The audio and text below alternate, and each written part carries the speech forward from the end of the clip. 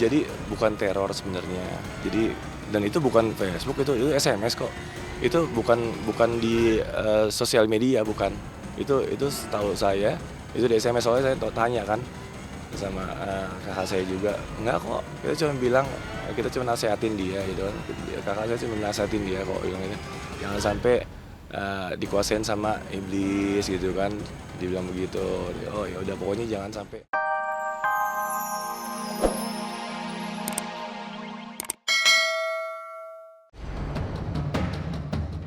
Saat masalah Emma Fauzia dengan sejumlah penyanyi dangdut mulai menemukan titik terang, maka lain halnya dengan perhara yang tengah membuncah di biduk rumah tangga pesinetron Sutan Simatupang. Pasalnya, istri Sutan, Friska Yulia, melaporkan sang suami ke pihak yang berwajib dengan laporan tindak KDRT dan dugaan adanya perselingkuhan yang dilakukan oleh sang suami. Tetapi tak hanya itu saja, baru-baru ini Friska kembali menyambangi pihak yang berwajib untuk melaporkan perbuatan tak menyenangkan yang dilakukan oleh kakak Sutan, Vina Simatupang, terhadap dirinya.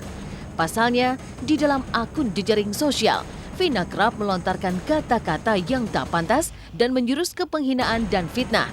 Bahkan tak hanya berhenti di situ saja, Friska pun merasa kerap diteror melalui SMS. Penyidikannya mengenai pasal-pasal yang memang kena terhadap aduan kita ini, yaitu penghinaan dan pencemaran nama baik. Nah, itu kita sudah tunjukkan, Mbak Friska sudah tunjukkan kepada penyidik bahwa ternyata benar ada dugaan tentang pasal 25 tersebut ya. 27. Jadi tentang pencemaran nama baik dan penghinaan. Jadi masuk dalam pasal tersebut di dalam jaring sosial tersebut, Facebook tersebut. Jadi nanti adanya klarifikasi dulu, terus nanti dilanjutkan dengan mereka akan pemanggilan para pihak, dan sebelumnya juga akan ada mereka menggelarkan perkara ini diajukan kemana nanti. Masalahnya udah jelas cyber, tapi nanti unit-unitnya bagaimana nanti akan diperiksa oleh penyidik. Jadi bukan teror sebenarnya. Dan itu bukan Facebook, itu SMS kok. Itu bukan di sosial media, bukan. Itu setahu saya itu di SMS, soalnya saya tanya kan sama kakak saya juga. Enggak kok, kita cuma nasehatin dia gitu kan. Kakak saya cuma nasehatin dia kok, bilangnya jangan sampai dikuasain sama iblis gitu kan. Dibilang begitu. Oh ya udah, pokoknya jangan sampai, biar urusan gua dulu selesai Kak. Misalnya urusan saya dulu selesai gitu kan. Biar urusan saya dulu selesai, biar tenang lah gitu. Saya juga capek sama sosial media internet tuh yang mengatakan saya begini. Saya diam aja dulu. Saya pengen tahu sampai mana nih dia bilang saya yang enggak gitu kan. Masalah antara Sutan Simatupang dengan Friska rupanya akan semakin kusut ketika kedua belah pihak sama-sama merasa benar atas perkara ini. Tetapi di balik itu semua, ada persoalan anak yang kian menyulut pertentangan antara kedua belah pihak ini. Lalu apa yang membuat Sutan Simatupang menuding Friska sudah memengaruhi anak mereka untuk terseret lebih jauh dalam permasalahan ini? Iya, saya bilang sama Friska, jangan doktrin anak-anak yang nggak benar, gitu kan. Jadi istilahnya jadi kuncinya Friska ini sekarang anak. Gitu, kuncinya Friska ini anak. Karena dia tahu, karena saya tuh sayang banget sama anak, gitu.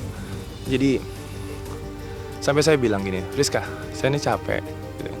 Saya ini capek. Kamu jangan, saya tuh pengen anak-anak tuh tetap sayang sama saya. Jangan doktrin mereka yang enggak. Saya bilang gitu kan. Jangan doktrin bilang yang sampai anak saya pernah bilang ke saya, papa jahat, papa bikin mama nangis terus gitu kan. Papa bikin mama nangis terus. Sekarang saya nanya, kenapa mama nangis? Gitu kan. Tahu nggak mama nangis? Saya nggak tahu kenapa Friska nangis, saya juga nggak tahu. Terus akhirnya, pokoknya gitulah dia sampai dia ya macam-macam lah, dari pertama juga dari pas Friska tinggal sama saya juga. Kenapa anak-anak nggak mau ngomong soal dia jalan sama Friska tuh sama siapa di jalan, dia nggak ngomong. Jadi memang didoktrin di pertama gitu. Saya yakin banget kalau didoktrin bahwa jangan bilang papa gitu kan. Saya jujur, saya ngeliat Sutan sekarang sedih. Saya tahu dia kangen sama anak-anak, saya tahu. Saya tahu dia pengen ketemu sama anak-anak, saya tahu. Makanya saya cari kasih solusi, kalau mau temuin anak-anak di sekolah bisa.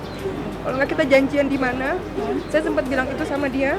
Cuman saya dapat SMS yang nggak enak bilang mau balik. Jujur saya nggak, kalau dari pribadi saya nggak ada mau balik. Hati saya udah terlalu sakit. Cuman kalau buat anak-anak,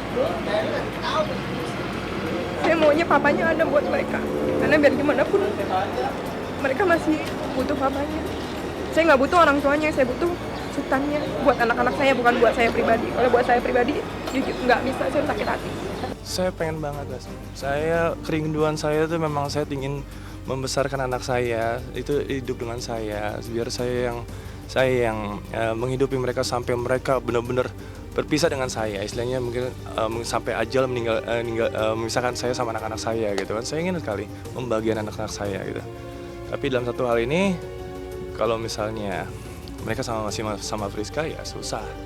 Dan saya cuma bisa memperhatikan mereka dalam kesehatannya, pendidikannya, paling begitu. Sejak mencuatnya permasalahan ini ke permukaan, KDRT lah yang seolah menjadi permasalahan utama.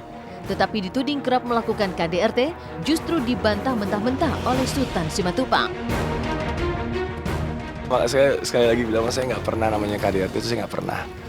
Makanya dia bilang KDRT itu udah aneh aja. Soalnya begini, dia bilang KDRT itu dari tahun 2009 gitu kan. Dari tahun 2009 dia bilang saya sering mukul gitu. Itu kan ya kayak waktu itu saya sempat nggak mau antar anak sekolah. Jadi saya dengar dari anak saya mertua saya tuh bilang ke anak saya, mama kamu itu pemalas, mama kamu itu harusnya kerja, apa kamu yang diam di rumah. Itu anak saya ngadu. Jadi makanya saya marah saat itu. Saya sempat diamin mertua 1 hari.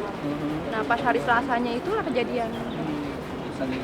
Kejadian apa? Sultan mukul atau gimana? Ya, saya selek sama mertua tersinggung digituin, akhirnya saya ribut, akhirnya ya Sultan mukul.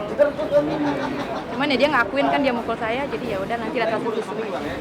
Permasalahan antara suami istri ini bukanlah sebuah permasalahan yang baru tersulut kemarin sore.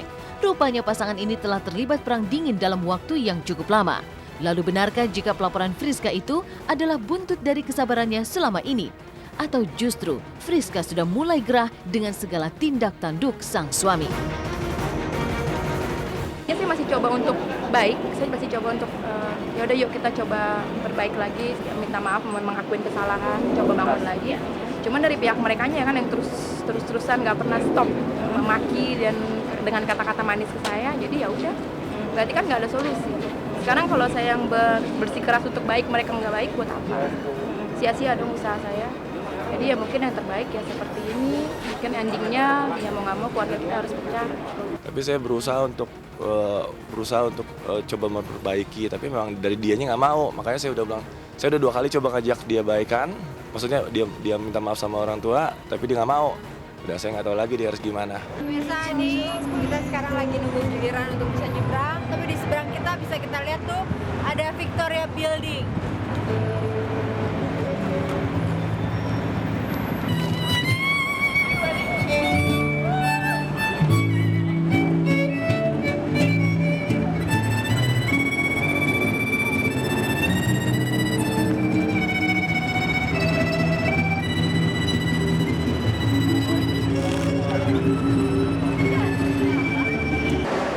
Salah satu pusat perbelanjaan di sini ya. Kita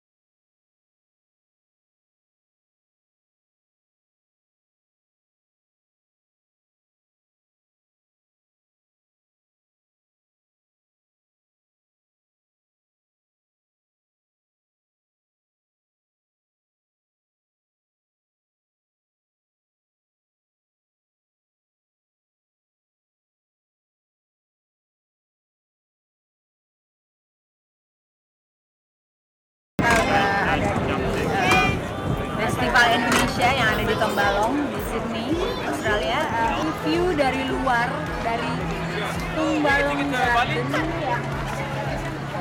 Any tickets to Bali? Any tickets to Bali? Yeah, free? No, oh, not free. Oh. Bisa dilihat. Ya, ini suasananya seru banget, ramai banget, banyak orang Indonesia ataupun orang dari yang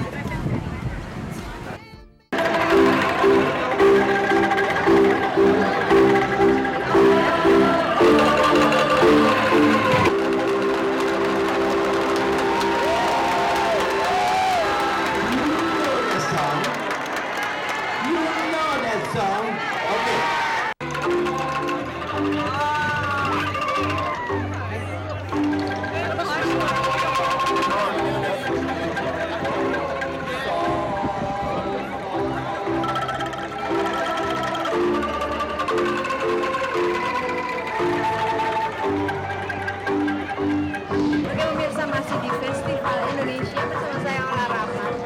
Nah ini sekarang nih masih ada di tempat makanan-makanan Indonesia yang ada di Australia. Jadi kalau bisa dilihat nih di sini ada gudeg Jogja, sate Madura, dan kalau dicobain tadi saya makan beberapa itu hampir sama. Maksudnya ya makanan Indonesia ya enak gitu, semuanya hampir sama. Dan tadi saya makan rendang juga. Di sini juga ada dilihat tuh makanan, ada sendal rasa, ada sate juga, ada makanan Padang yang memang rasanya enak banget juga.